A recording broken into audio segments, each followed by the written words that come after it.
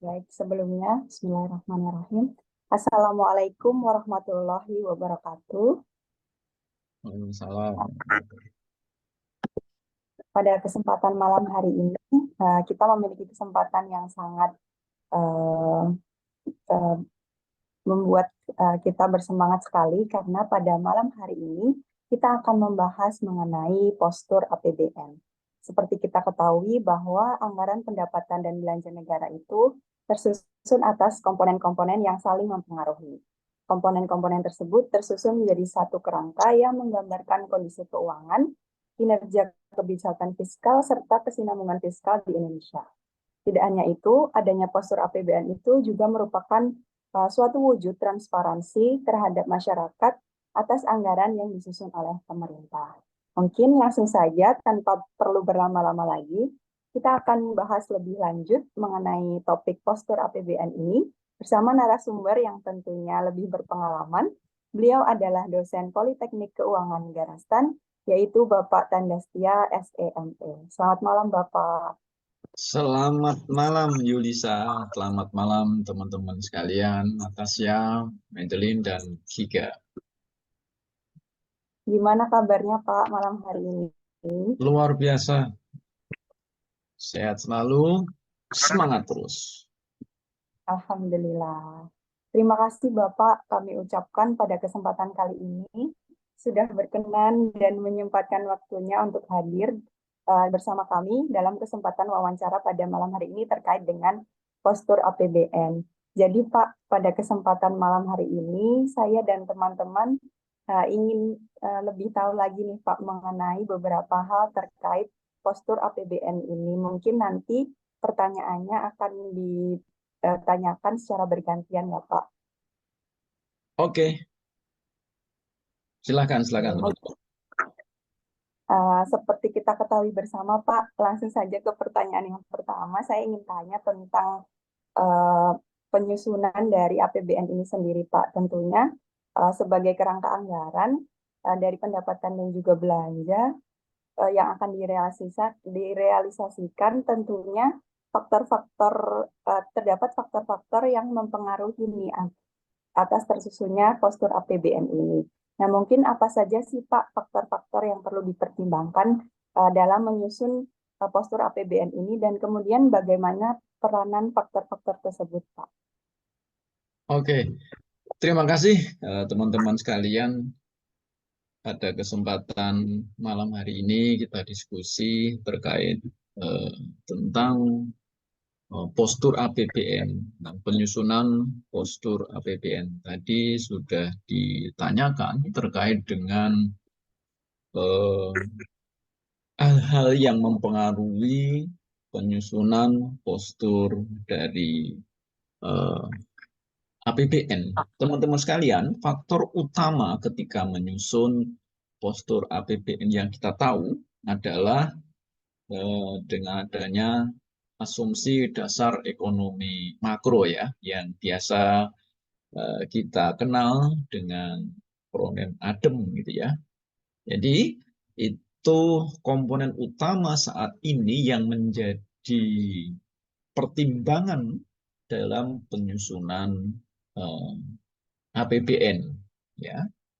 Nah, teman-teman sekalian, faktor-faktor ADEM ini yang eh, kita ketahui gitu ya, ini merupakan faktor utama. Namun apabila kita lihat lebih dalam lagi, selain faktor-faktor asumsi dasar ekonomi makro ini, ada faktor-faktor yang terkait dengan eh, sasaran pembangunan, ya ini yang internal tuh ya, sasaran pembangunan dan faktor-faktor eh, situasi perekonomian baik lokal maupun global ya. Jadi selain faktor utama asumsi dasar ekonomi makro, faktor lain yang menjadi pertimbangan dan ini juga di stage di dalam nota keuangan kita gitu ya, bahwa faktor terkait dengan sasaran dan kondisi perekonomian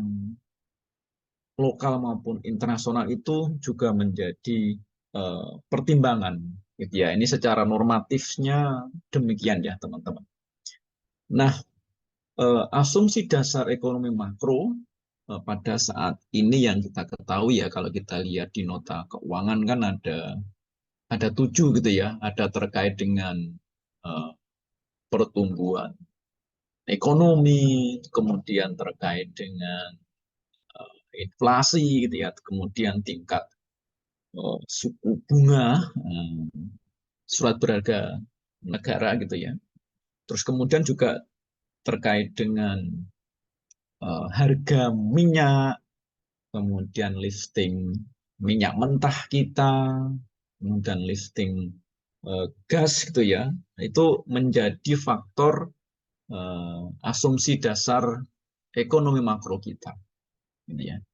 Nah, kalau yang faktor-faktor tadi nanti bisa kita elaborasi ya untuk selanjutnya. Yang perlu saya tekankan di sini adalah faktor yang terkait dengan eh, sasaran ya, atau sasaran pembangunan. Jadi ini sangat penting gitu. Jadi asumsi dasar makro itu sangat dipengaruhi oleh target atau sasaran pembangunan. Seperti rumah tangga gitu ya. Kalau rumah tangga ini ingin mencapai target misalnya eh, apa itu tingkat kesejahteraannya naik ya. Naiknya itu seberapa? Itu sangat berpengaruh nanti kepada variabel-variabel yang menentukan segala hal yang harus dilakukan oleh keluarga. Ini kalau kita ibaratkan keluarga gitu ya. Demikian juga negara.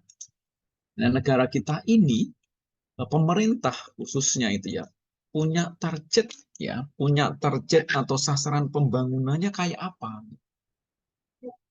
Sasaran pembangunan di sini tidak hanya kita analogkan dengan pertumbuhan ekonomi ya teman-teman. Jadi sasaran pembangunan ini lebih luas dari itu. Jadi visi misi presiden lah kita ambil contoh ya. Itu sangat berpengaruh untuk postur APBN yang dituangkan dalam tahun. Kalau visi presiden kan tertuang di dalam RPJM ya, itu 5 tahunan. Itu sangat berpengaruh untuk nanti bodi atau postur APBN kita. Karena postur APBN ini kan untuk tahunan. Visi misi presiden itu 5 tahun. Jadi nanti selama 5 tahun yang telah dijanjikan oleh presiden di dalam RPJM-nya, itu sangat mempengaruhi postur dari APBN yang akan dibuat per tahun. Gitu.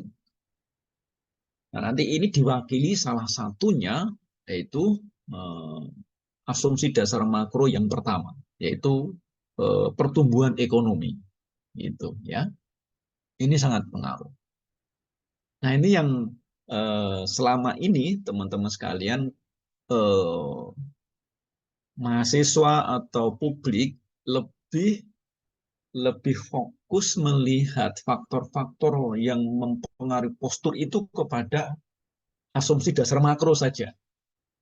Yang target atau apa itu namanya sasaran pembangunan ini jarang terekspos gitu ya, jarang terkomunikasikan ke publik. Padahal menurut saya ini penting dikomunikasikan ke publik. Kalau janji-janji presiden, janji-janji pemerintah di dalam 5 tahun itu A, B, C, D gitu ya. Nah ini kan nanti akan dituangkan di dalam eh, pelaksanaannya, teknisnya di dalam APBN yang sifatnya tahunan. Ini penting di awal. Kalau memang pemerintah atau presiden menentukan targetnya sangat tinggi, maka postur APBN-nya pun harus support gitu ya. Postur APBN-nya juga harus support untuk pencapaian target tersebut. Kalau target pencapaiannya rendah yang ditargetkan ya tentu ini juga rendah. Berpengaruh kepada postur gitu ya. Oke, itu yang faktor pertama yang saya sampaikan selain asumsi ekonomi makro ya, asumsi dasar ekonomi makro.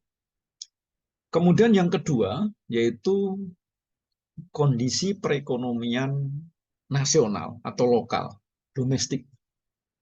Kenapa ini juga berpengaruh pada penyusunan postur, teman-teman sekalian, saudara-saudara sekalian, bahwa begini, APBN ini kan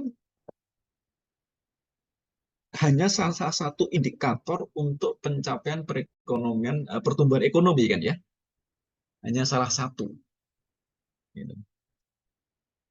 Padahal kenyataan perekonomian domestik kita dipengaruhi oleh faktor-faktor lain ya. Ada faktor tingkat suku bunga gitu ya, tingkat investasi, ya. Terus kemudian tingkat konsumsi masyarakat, ya. Terus kemudian juga nanti eksternal faktor tuh eksternal saya sampaikan nanti lah, ini yang faktor di internal dulu, gitu ya, yang rumah tangga internal lah kalau saudara-saudara belajar di dalam ekonomi mikro gitu kan ya, atau makronya gitu, rumah tangga. Jadi ini sangat dipengaruhi itu.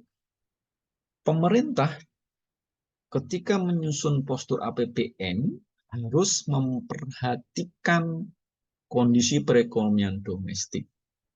Ya, karena ini kan kebijakan fiskal ya. Jadi kebijakan fiskal ini nanti bisa mendorong atau berkontribusi terhadap manajemen perekonomian lokal kita. Ini G kan, kita bisa, kalau postur APBN ini kan kita bicara government expenditure ya, G-nya. Nah, ketika menyusun G ternyata di dalam lokal pun dipengaruhi. Ini sebenarnya sudah diakomodir di dalam asumsi dasar ekonomi makro yang pertama, ya. Pertumbuhan ekonomi pasti ketika nanti kita buka di dalam narasi atau variabel-variabel yang dijadikan pijakan ketika pemerintah kenapa mentargetkan pertumbuhan ekonomi misalnya 5,7% gitu ya. Itu faktor-faktor internal itu pasti diperhatikan gitu. Jadi ini sangat pengaruh kepada postur. Sehingga nanti kalau kita bicara makro, kita akan punya ada teori tentang ekspansif maupun konstruktif ya. Itu pengaruhnya. Ya, pengaruhnya nanti di postur. Kalau posturnya ekspansif, ya karena pemerintah melihat kondisi perekonomian di dalam negeri ini lesu, maka pemerintah harus ekspansif, berpengaruh kepada postur APBN. G pasti gede, gitu kan. Demikian juga ketika kondisi perekonomian kita overheating gitu ya, sudah panas dan tinggi, inflasi, jumlah uang yang beredar banyak, maka pemerintah akan konstruktif. Pasti posturnya sifatnya konstruktif. Jadi posturnya akan mengurangi belanja. Nah, ini yang tadi faktor domestik itu sangat berpengaruh terhadap postur. Yang ketiga, selain adem ya, yaitu faktor perekonomian global. Faktor perekonomian global ini juga berpengaruh. Sebenarnya apa namanya? Lagi-lagi ini sudah di cover di dalam asumsi dasar ekonomi makro kita, yaitu kalau kita buka itu yang ketika pemerintah menyusun asumsi dasar ekonomi makro yang pertama pertumbuhan ekonomi pasti memperhatikan eksternal faktor, ya pasti memperhatikan eksternal faktor. Ini juga berpengaruh kepada beberapa asumsi dasar ekonomi makro kita. Kalau yang eksternal faktor ya, contoh berpengaruh ketika perekonomian global lesu, ini berpengaruh kepada kurs ya. Ya. Pasti berpengaruh kepada kurs, maka pasti nanti akan berpengaruh kepada postur APBN kita. Kalau yang di 2024 ini misalnya 15.000 ya, apa itu namanya? 15.000 itu untuk kurs ya, kurs kita terhadap US dollar. Nah, itu kan US dollar sangat dipengaruhi oleh eksternal faktor atau perekonomian global. ketika dolar naik, maka postur APBN akan menyesuaikan. Demikian juga ketika dolar turun. Ya, ini juga akan mempengaruhi postur APBN. Kemudian eksternal faktor yang lain adalah tingkat harga minyak. Harga minyak. Harga minyak itu kan bukan kita yang menentukan kan ya, tapi pasar global. Itu pengaruh. Kalau harga minyak turun, maka postur akan menyesuaikan. Harga minyak naik, postur akan menyesuaikan. Ya. Nah, terus teman-teman sekalian, eh, saya nggak tahu ya, karena mungkin APBN itu berbicara secara ekonomi gitu ya, sehingga ada faktor ini yang eh, belum terperhatikan di dalam APBN kita, yaitu faktor politik. Gitu ya. Faktor politik itu juga politik domestik maupun politik global itu sangat berpengaruh di dalam eh, apa itu asumsi ekonomi makro maupun postur APBN. Ya, eh, mungkin bagi penyusun APBN, itu ya pemerintah, hal tersebut tidak begitu ditonjolkan karena memang faktor politik ini kan unpredictable ya, gitu. Jadi ini eh, mungkin tidak menjadi rujukan secara firm gitu ya, karena memang faktor ini, faktor politik ini sangat cair gitu ya, sangat fleksibel dan unpredictable. Tapi itu punya pengaruh. Nanti bisa kita diskusikan lebih lanjut. Jadi yang pertama, teman-teman, tadi sudah saya sampaikan ya, faktor-faktor makro, terus kemudian prioritas pembangunan, kemudian perekonomian lokal dan perekonomian global. Ini faktor-faktor yang mempengaruhi di dalam penyusunan postur APBN. Saya kira itu ya untuk eh, jawaban saya terkait dengan tadi pertanyaan yang pertama. Nanti bisa kita elaborasi untuk pertanyaan-pertanyaan selanjutnya apabila memang dibutuhkan eksplorasi lebih luas lagi. Demikian, teman-teman.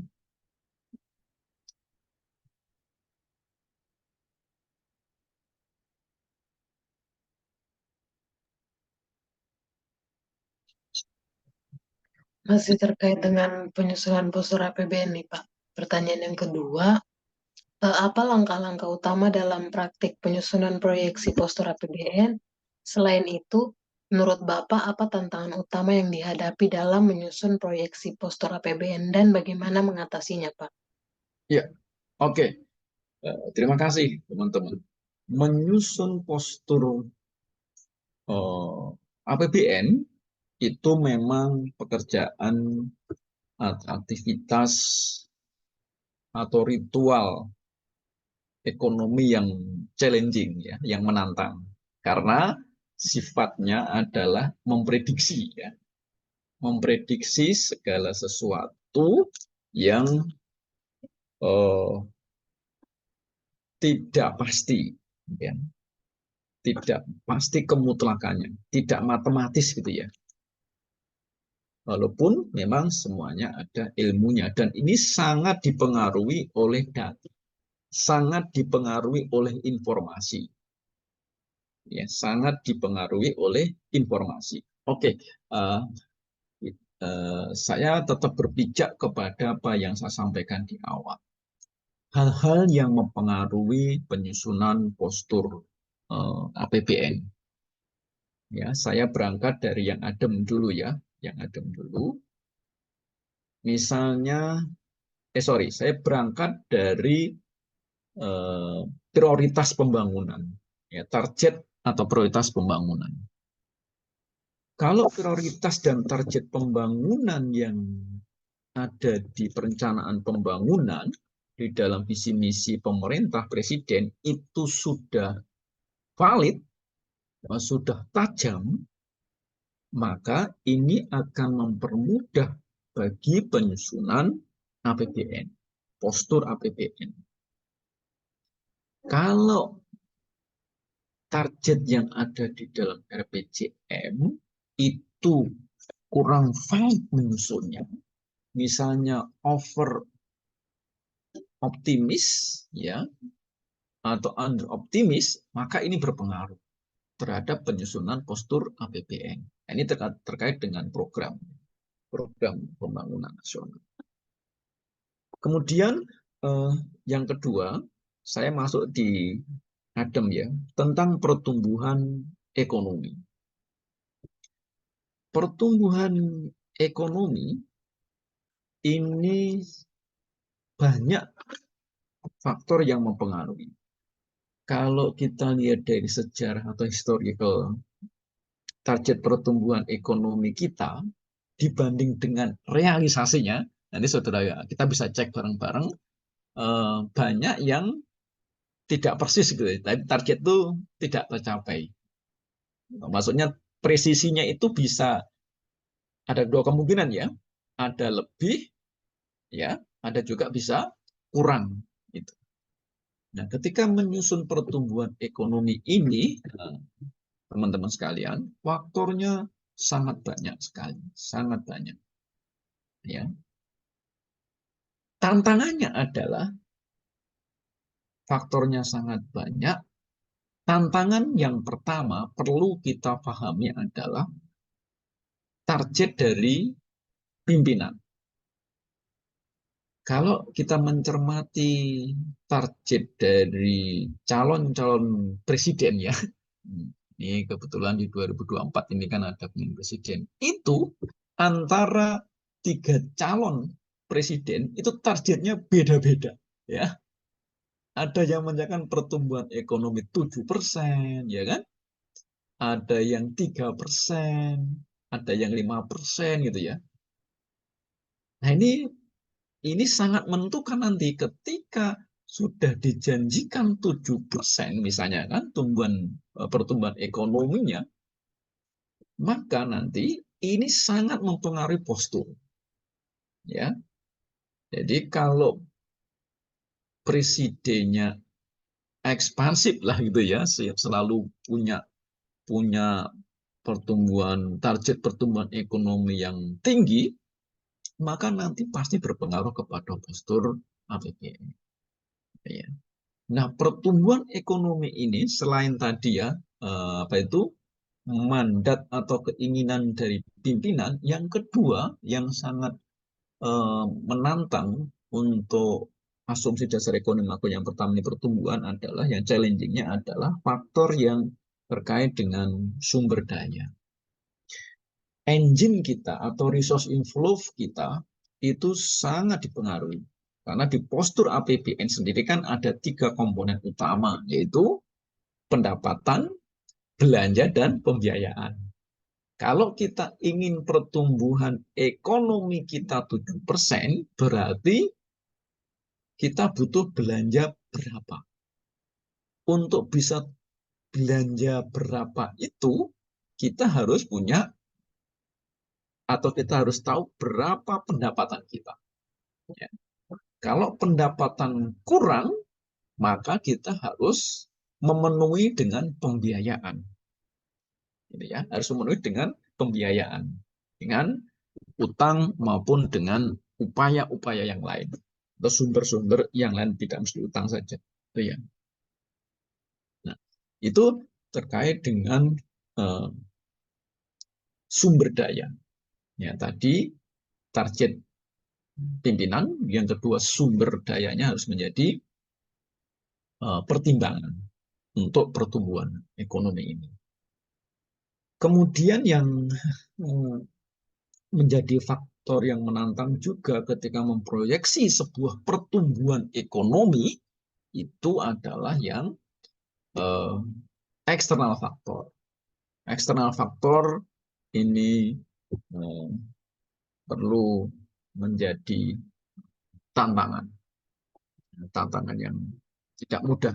Teman-teman sekalian, saya pada kesempatan kali ini ingin menyampaikan ini secara eksplisit kan belum tertuang ya, menurut saya itu belum menjadi pertimbangan secara eksplisit di dalam uh, penyusunan postur, yaitu terkait dengan perubahan iklim ya, perubahan iklim.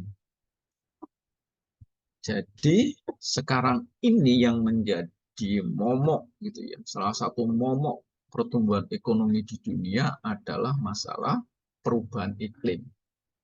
Ya, perubahan iklim itu ternyata berpengaruh depan itu terhadap pertumbuhan ekonomi sebuah negara.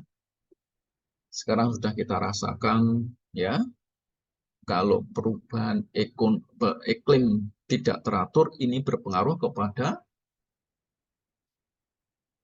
sumber daya yang sangat tergantung kepada iklim. Contohnya pertanian. Apalagi kita tahu bahwa Indonesia mayoritas penduduknya adalah agraris. Kalau kita tidak memperhatikan tentang iklim, maka ini sangat membahayakan, sangat berisiko terhadap pencapaian pertumbuhan ekonomi.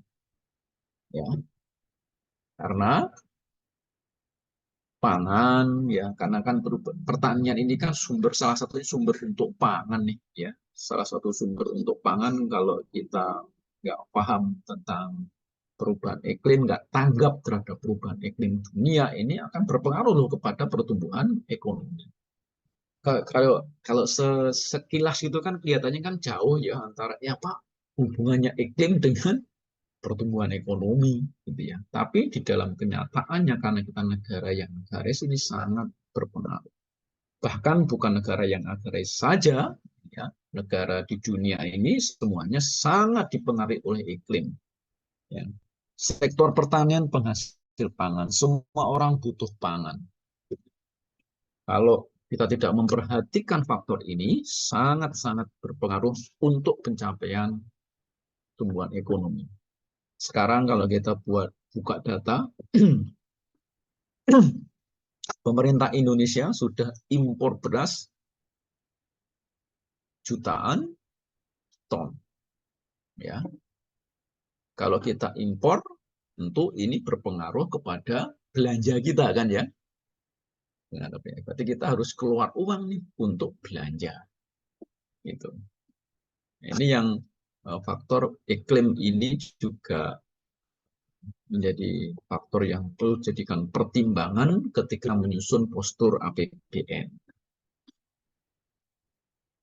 Kemudian, teman-teman sekalian, faktor untuk pertumbuhan ekonomi ini yaitu sekarang juga dunia menggalakkan apa yang disebut dengan Sustainable Development Goals ya, SDGs gitu ya. Jadi ini juga harus menjadi pertimbangan dan di Indonesia ini juga sudah menjadi pertimbangan ya, sudah menjadi pertimbangan. Namun yang perlu kita perhatikan adalah gini,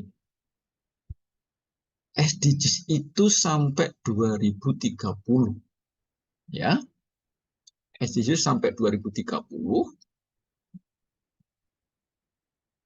dengan asumsi tidak terjadi apa-apa. Maksudnya ceteris paribus. Kemarin 2019, 2020, at least sampai 2021, asumsi itu meleset karena ada COVID ya. Karena ada COVID. Berarti ketika kita menyusun postur APBN, ini pemerintah harus memperhatikan kalau target kita sampai 2030, sementara 2 tahun kemarin kita bisa dibilang mengalami kemunduran pembangunan, kalau bahasa ekstrimnya adalah lost development ya, arti pembangunan yang hilang 2 tahun itu, maka ketika kita menyusun postur APBN, seharusnya nggak bisa kita asumsikan business as usual. Berarti harus ada faktor akselerasi menutup apa yang 2 tahun kemarin terjadi akibat COVID. Pertanyaannya, apakah di dalam menyusun postur APBN, pemerintah kita sudah memperhatikan hal tersebut? Jawabannya sudah. Nah, ini kalau kita buka, teman-teman ya, kalau kita buka juga yang di Bappenas punya gitu ya, itu sudah memperhatikan. Kalau saudara lihat nanti bisa lihat di eh, di RPJM yang sudah menyesuaikan dengan COVID, ya. Itu sudah ada penyesuaian. Kalau kondisi normal, ya, maka target sampai 2030 nggak bisa tercapai. Ketika kita ada akselerasi, ada intervensi, maka tercapai. Nah, menutup gap itu harus diperhatikan ketika menyusun postur APBN kita. Itu ya. Itu baru pertumbuhan ekonomi, ya. Panjang nih ya ceritanya. Kalau kita urai satu-satu bisa 6 jam. Ya. Kemudian terkait dengan inflasi. Ya sama lah ya. Inflasi ini kan juga sangat dipengaruhi, ada internal faktor, ada eksternal faktor. Ya. Tingkat inflasi ini. Ini inflasi ketika uang yang beredar tinggi, bagaimana ketika uang yang beredar kurang, bagaimana ini. Jadi tingkat inflasi ini tantangannya adalah ya eksternal faktor yang unpredictable, uncontrolled ini yang jadi tantangan. Namun pemerintah pasti punya hitung-hitungan ya terkait dengan hal ini. Nanti sedikit saya ulas juga tentang bagaimana proses ya penyusunan itu untuk menunjukkan tentang prudennya pemerintah di dalam menyusun APBN.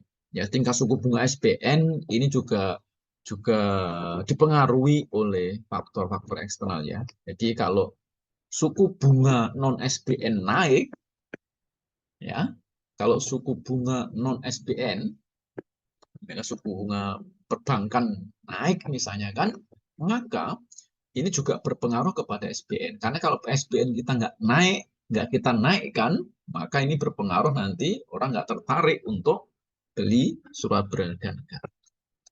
Ini faktor itu berpengaruh. Apalagi juga yang mempengaruhi suku bunga SBN ini kebutuhan pemerintah. Kalau pemerintah ternyata butuh banget, ya butuh banget. Kalau kita bunganya rendah, ya nggak ada yang mau. Ya, kita juga kalau kita melakukan riset pasar tentang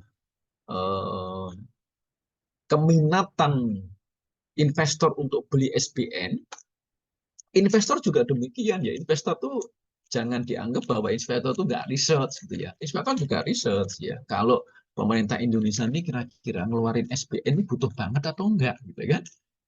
Kalau pemerintah butuh banget, ya pasti kalau bunganya rendah dia nggak akan ambil. Ya, kalau butuh banget, maka dia berharap bunganya tinggi. Ketika bunganya tinggi, baru dia ambil. Namanya juga orang butuh gitu kan ya. Karena kita sedang berhadapan dengan bisnis gitu ya. Dengan orang atau pemilik modal. Pemilik modal kan bukan sinterklas kan. Ya, dia kan hitung-hitungan itu diperhatikan. Hitung-hitungan ekonomi. Terkait dengan suku bunga. Nilai tukar, teman-teman, ini nilai tukar ini juga sangat dipengaruhi oleh faktor global ya. Sangat dipengaruhi faktor global, faktor kita, pemerintah kita atau Indonesia ya kurang berpengaruh besar lah. Tapi kalau faktor global ini sangat pengaruh, misalnya perang, ya perang yang kita nggak tahu, yang kita kemarin nggak memprediksi, ya ada Houthi, ternyata perang Israel yang kita nggak prediksi malah perang, karena kemarin kita asumsikan perang hanya di Ukraine kan, tapi ternyata muncullah di Gaza, Palestina, kemudian di Houthi sekarang.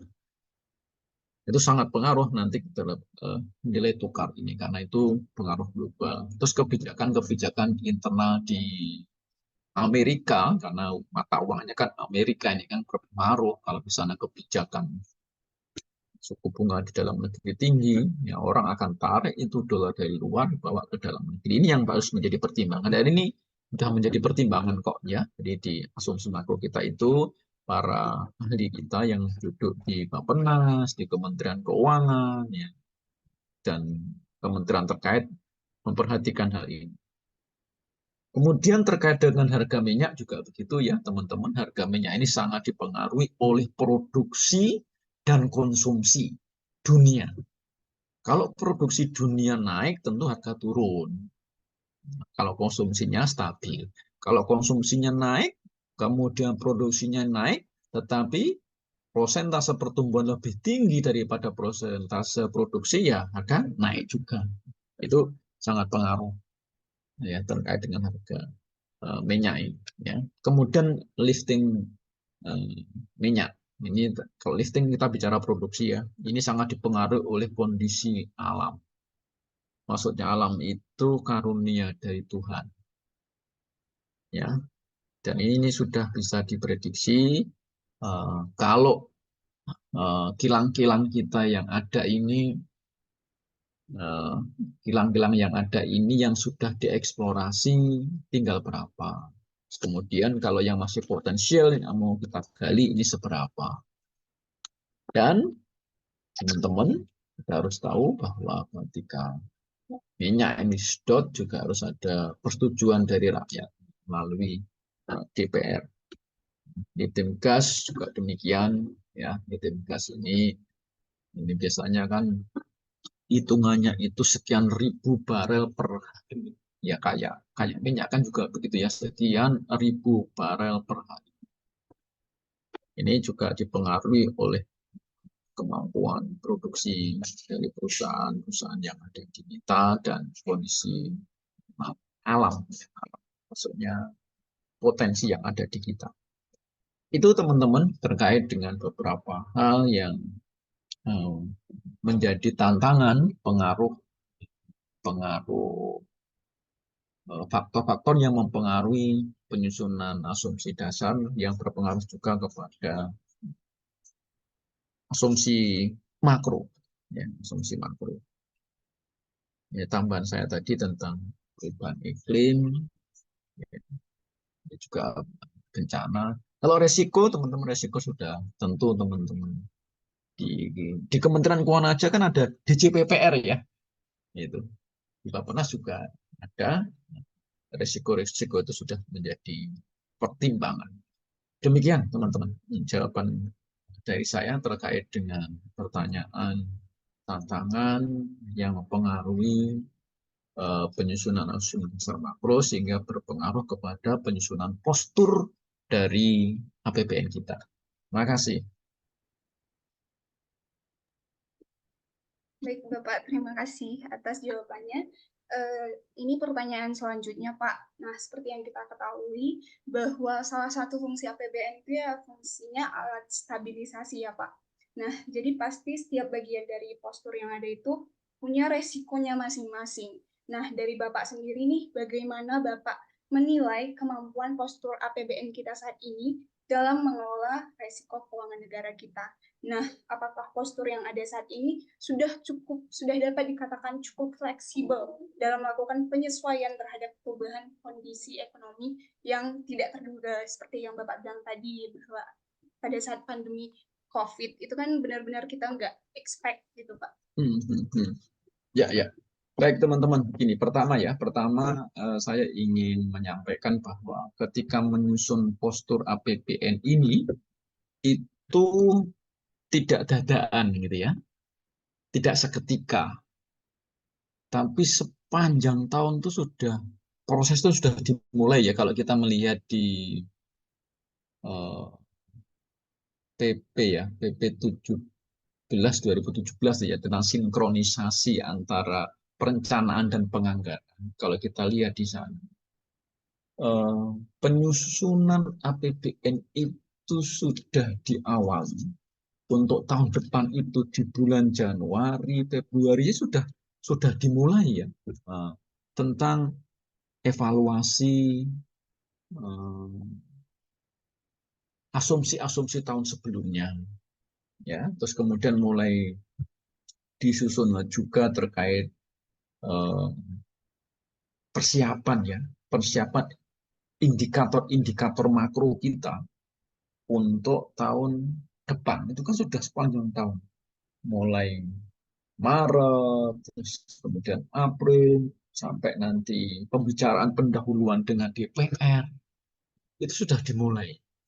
Jadi resiko-resiko itu sudah termitigasi sejak awal. Ya, ini untuk memberikan keyakinan bagi kita bahwa pemerintah itu ketika membuat postur APBN itu bukan dadaan gitu ya.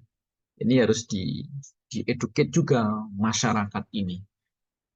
Ini menyusun APBN itu bukan dimulai sejak Presiden menyampaikan pidato pengantar nota keuangan yang biasanya kita lakukan di tanggal 16 Agustus. Bukan itu, ya.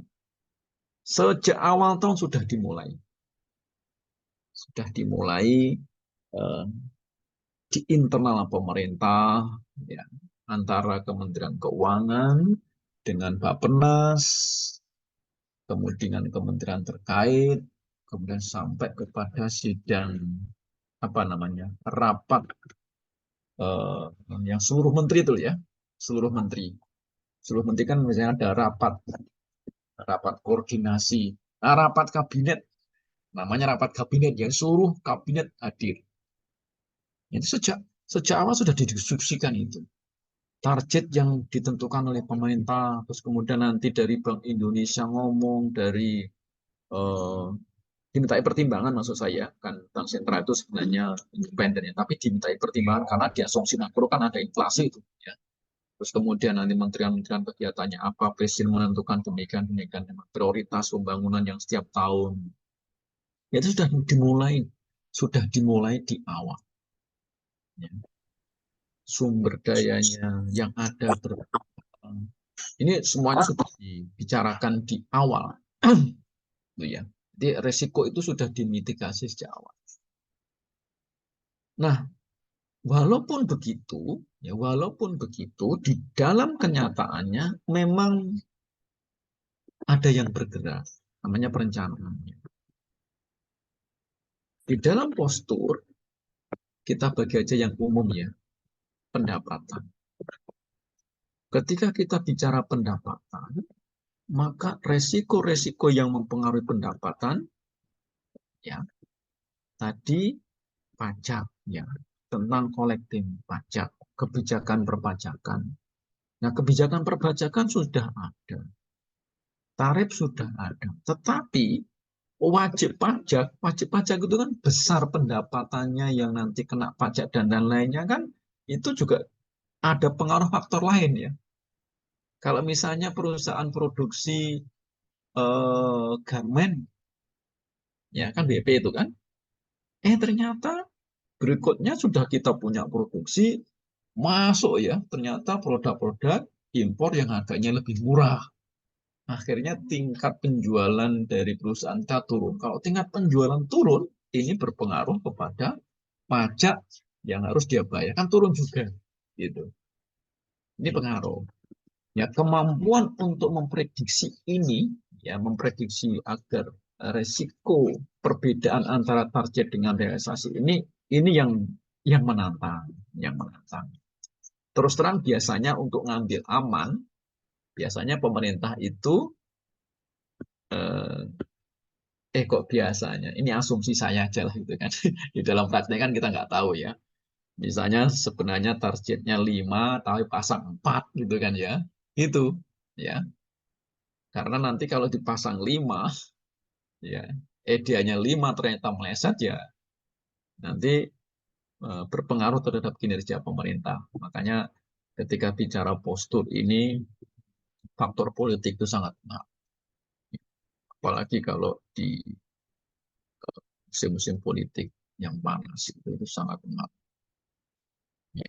Jadi teman-teman, nah tadi terkait dengan pendapatan kan yang sumber utama itu kan pajak. Kemudian yang non-tax, non-pajak, ini kan juga dipengaruhi oleh faktor-faktor yang ada. Dengan lahirnya undang-undang PNBP kemarin ya, nah itu mulai memayungi, mulai ada prediksi tentang pendapatan dari penerimaan negara bukan pajak. Kalau pajak kan sudah lebih lama gitu kan, yang sekarang walaupun masih terjadi perdebatan tentang tax ratio kita ya, tax ratio kita itu yang ideal itu seberapa. Ini kan di prakteknya ada perbedaan pendapat. Misalnya ahli A menyatakan masih terlalu rendah bagi kita. ya ahli B sudah cukup, macam-macam lah gitu. Walaupun secara real tax ratio kita memang masih di bawah negara-negara yang setipe lah dengan kita. Ya kita nggak boleh membandingkan dengan negara yang lebih tinggi atau lebih rendah, kan harus apple to apple gitu ya untuk membandingkan ini. Ini perlu upaya. Yang realitas saja teman-teman sekalian, kalau kita mau tingkatkan pendapatan dari pajak, ini lagi isunya kan ya, sekarang lagi isunya ya, ketika pajak apa itu untuk hiburan ya, nah, dinaikkan sudah resisten kan, sudah resisten dari mereka-mereka yang bergerak di bidang hiburan ketika pajak hiburan dinaikkan. Ya, ini apa itu resiko-resiko yang ada. Ya, terus kita juga nggak menutup mata bahwa belum semua wajib pajak melaporkan mungkin ya potensi pajaknya sehingga untuk dipajak. Dan kita juga sampai kemarin beberapa tahun terakhir kan kita dengan tax amnesty dan lain-lainnya itu kan juga hal yang sebelumnya tidak kita perkirakan. Itu resiko-resiko dari pendapatan. Belanja sekarang, ya belanja juga ada resiko gitu ya belanja kita. Belanja kita itu resiko pertama, resiko pengaruh dari pendapatan. Kalau pendapatannya lebih, ya oke. Tetapi ketika pendapatannya kurang, nah ini harus menyesuaikan. Gitu. Berikutnya lagi adalah kondisi, ya kondisi di lapangan. Misalnya bencana alam, gitu ya. Itu juga menjadi pertimbangan bagi pemerintah kita. Terus kemudian kondisi real masyarakat, terutama kebijakan pemerintah terkait dengan belanja-belanja yang sifatnya mandatori gitu ya teman-teman ya. Nah, itu juga mempengaruhi belanja seperti anggaran pendidikan ya, anggaran kesehatan yang mandatori itu juga memiliki pengaruh risiko dari belanja yang perlu dipertimbangkan. Sedangkan pembiayaan sih ngikutin ya. Pembiayaan tuh ngikutin kalau belanja lebih pendapatan lebih kecil dari belanja maka pembiayaan menyesuaikan. Demikian juga sebaliknya. Itu yang menjadi risiko-risiko yang dipertimbangkan ya. Yang terkait dengan postur APBN kita. Begitu, teman-teman. Terima kasih. Yang Pak tadi ada sesuatu hal lagi yang ingin saya tanyakan Pak, dari bagaimana kita menyusun proyeksi untuk postur APBN. Kan untuk APBN sendiri kita tahu bahwa penyusunannya itu udah cukup transparan, udah cukup akuntabel, karena udah dimulai dari mulai dari Januari itu udah diumumkan ke publik.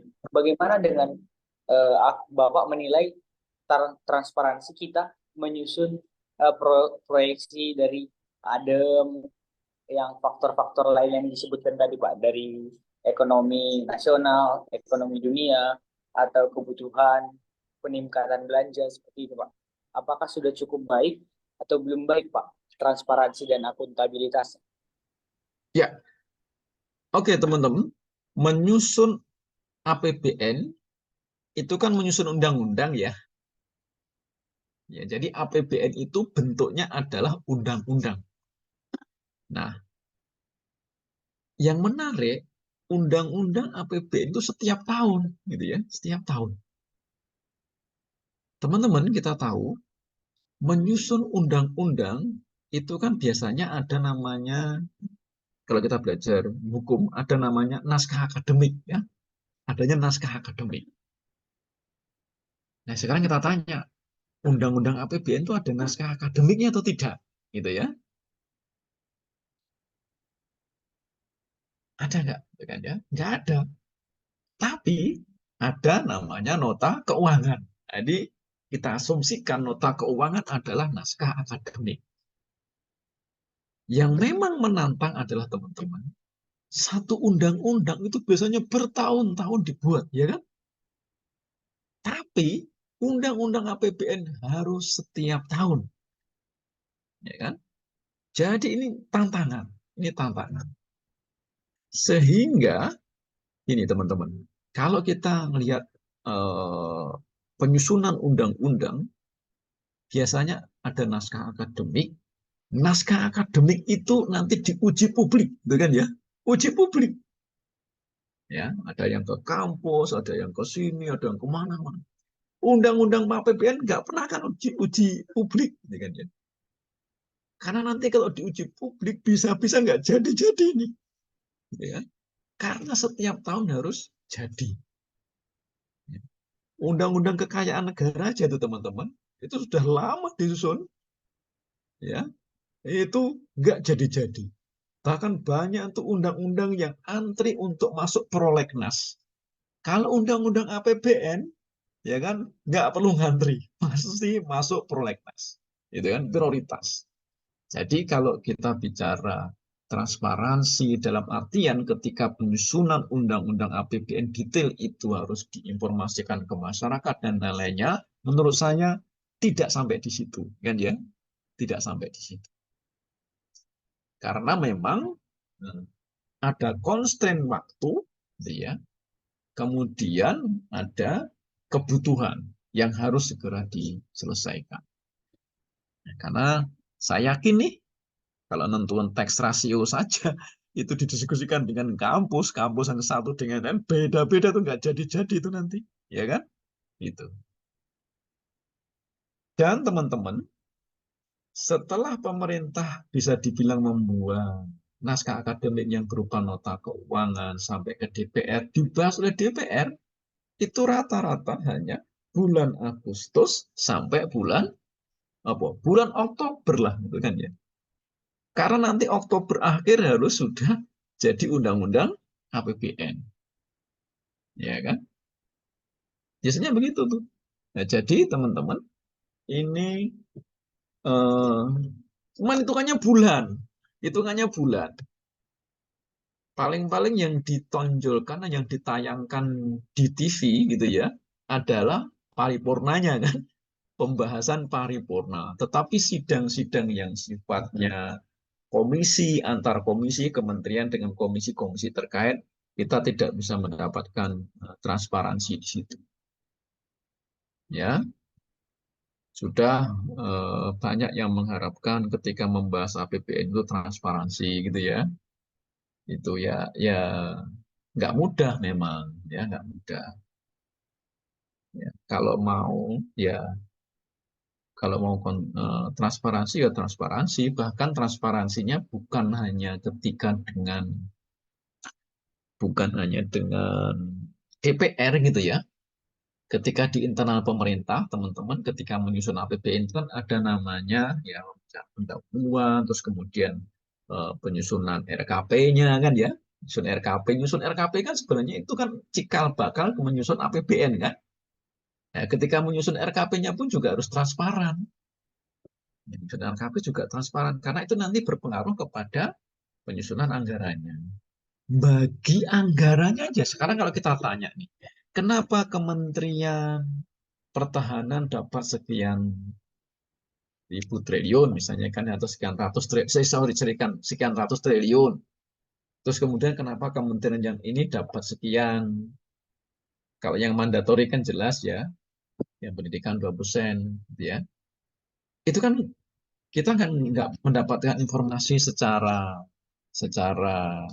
terbuka gitu ya. Itu. Jadi kalau dibilang transparansi di dalam penyusunan anggaran ini eh, pas budgetingnya, menurut saya pas budgetingnya itu agak agak sulit lah gitu ya, agak sulit untuk mendapatkan transparansi ketika penyusunan budgetingnya. Harapan yang memungkinkan adalah ketika penyusunan perencanaan pembangunannya, ya di tahap planningnya, bukan di tahap budgetingnya. Nah, contoh ketika kenapa harus membangun jalan lintas Sumatera, ya kan? Kenapa harus membangun IKN? Kenapa harus membangun pembangkit tenaga listrik di daerah A, daerah B itu? Ya, transparansi ketika menyusun perencanaan ini yang memungkinkan untuk bisa diketahui oleh publik. Sehingga publik bisa ngasih masukan dan lain-lainnya.